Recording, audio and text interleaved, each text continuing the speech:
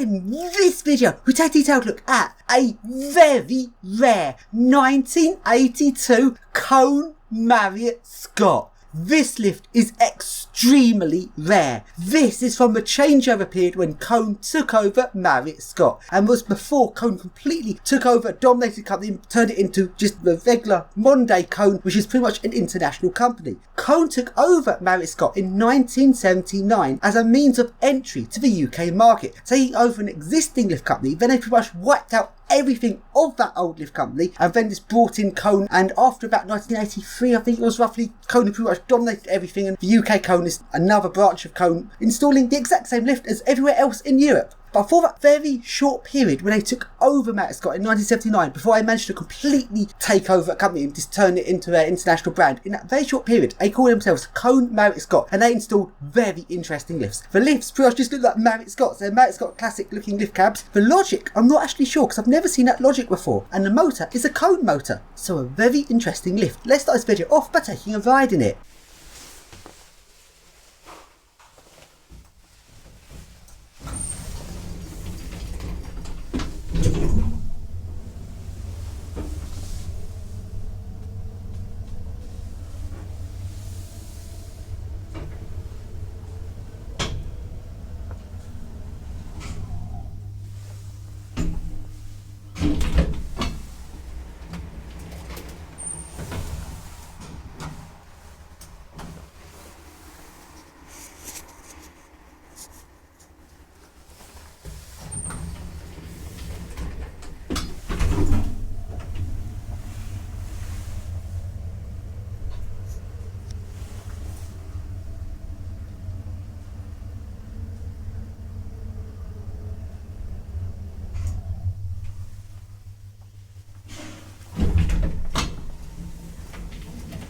Let's now surf this lift.